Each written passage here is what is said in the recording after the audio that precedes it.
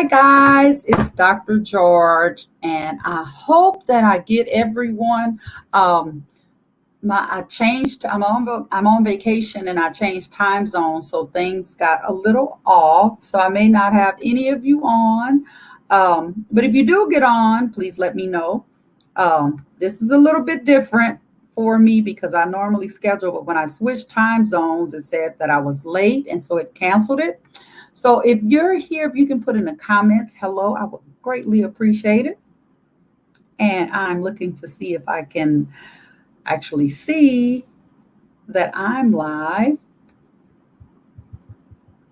So I'll wait for a few of you to come in. I have an AR book and a regular book. So greetings from, you're very close to me, Mike. Well, I guess a little bit.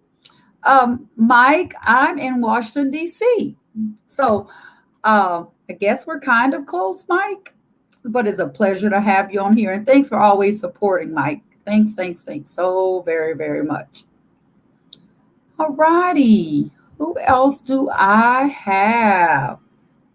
So I have two books, and if you're doing AR books right now, your AR books. Let's see. I don't see here I am. I see it now. So let me try and find myself live. That way I can see the people on my post. And there it is. All righty. So my first book is North, South, East, and West, which I think is great because I'm traveling. Greetings, Tiffany. How are you? So the first book is North, South, East, West. And it is, and that's the information scrolling at the bottom.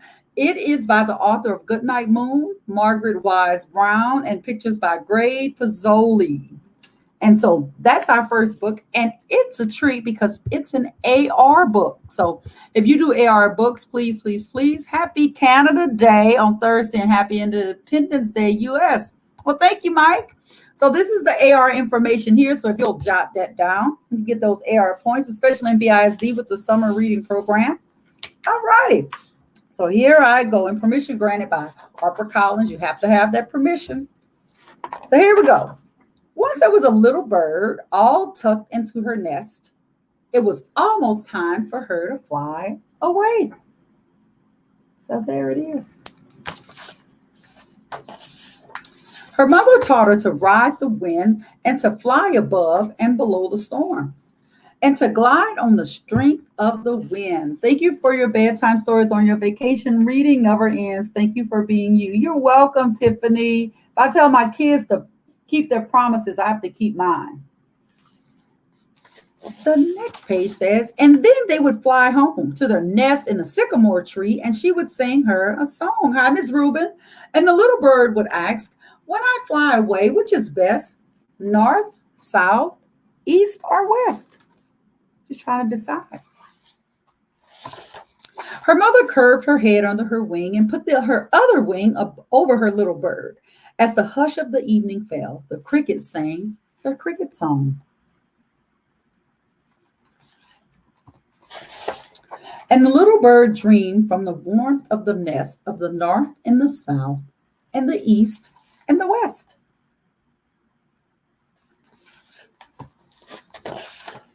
In the bright new light of the rising sun, she stretched her little wings and flew.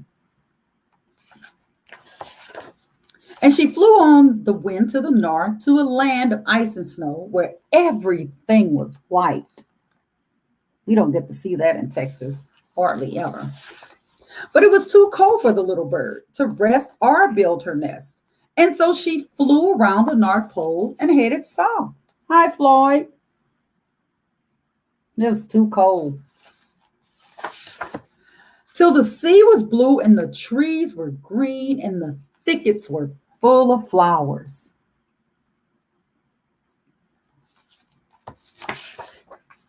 But it was too hot there to build a nest. So the little bird rested, and then she headed west.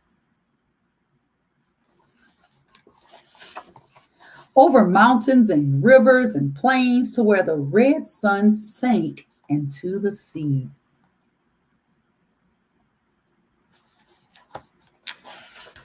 She had flown to the north and the south and the west, but which direction did she like best? Tucked in Tuesday can be done from anywhere, anytime. That's right, Mike. She sat on a rock by the edge of the sea and she thought of her home in the sycamore tree. She had flown to the north and the south and the west, but the east was home. So she stretched her wings and flew into the rising sun. Over the high mountains, over the deep canyons, over the great forests and plains, she flew.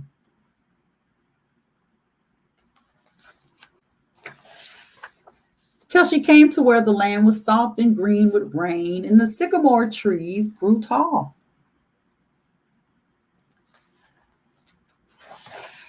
In the spring, when the wild birds sing in the wild green forests of the east, the little bird, a big bird now, sang to her eggs, the song her mother had sung to her till her little birds cracked out of their shells.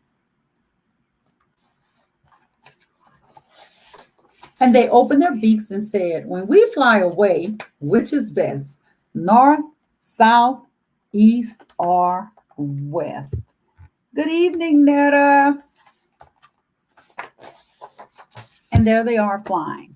So that was the first book, and it's an AR book. So if you do AR books, go ahead and write that information down. That's book number 1, North, South, East, and West. And what a cute, cute book. Absolutely love it. So our second book, I'm going to go ahead and hide that, is Bella Up, Up, and Away. Even though we didn't fly here, we drove. But Bella Up, Up, and Away by Ryan O'Rourke. They're written and illustrated by him. Permission granted by Harper Collins. Bella, Bella, up and away. On a sunny summer morning, Bella stepped through the lighthouse door. What a beautiful day for an adventure, she thought. Have fun, called Bella's friends. Be back in time for dinner. The little cat ran toward the seashore. So that's Bella. On her way to the shore, Bella passed by a rose bush. She heard a sound in the thicket. What could that be, she thought? It was a snore and a yawn. To Bella's surprise, a big, fluffy, gray cat popped out of the rose bush. Hello there, said the furry feline. My name is Claude. I'm sorry if I startled you. Hello, I'm Bella. Would you like to go on an adventure? That sounds delightful, said Claude. Running ahead, Bella led her new companion to the water's edge.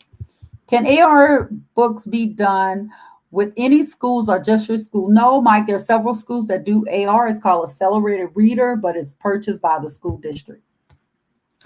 You drove to Vermont all by yourself. Way to go, Mike. You're amazing. Bella splashed into the surf. The curious kitty chased a school of fish. Claude stayed on the shore. The sand was warm under his furry paws. The big cat sat and watched the shapes in the clouds.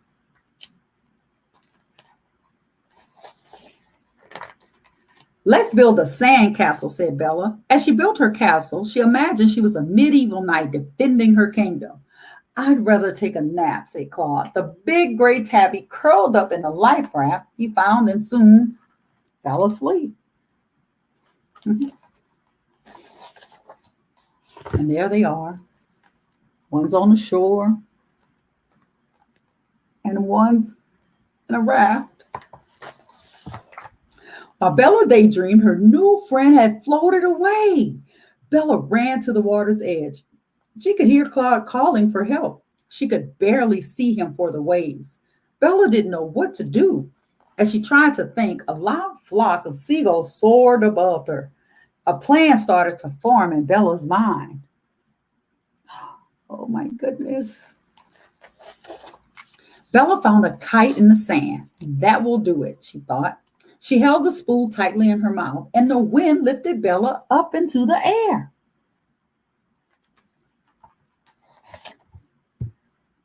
23 states. I have driven in 23 by myself. Wow, that's amazing.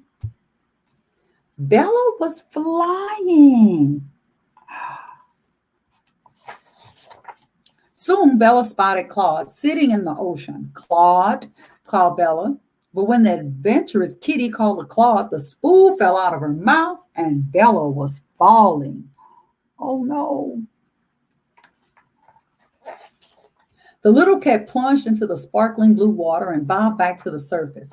Bella swam to Claude, who helped her climb into the life raft. Thanks, said Bella. I was trying to save you.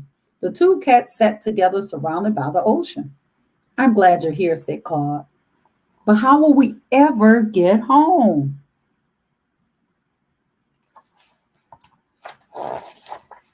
Bella and Claude spotted a fin popping out of the water nearby. They nervously watched as the fin came closer and closer until a dolphin sprang over their heads. You look like you could use a little help, said the dolphin. Can you help us get back to shore? Asked Bella. Of course, said the dolphin, taking the rope from the life raft in his mouth. He began to tow the two cats. Uh-oh. Bella, Claude, and the dolphin dashed through the waves. Soon Bella could see the lighthouse coming into view. And he howls, hang on! The dolphin towed the two cats all the way to the water's edge. Thanks for your help, said Bella and Claude. You're welcome, said the dolphin. He called goodbye, then disappeared into the waves. All this excitement has made me quite hungry, said Claude. Me too, said Bella. Let's go eat. Bella and Claude scampered up the hill to the lighthouse.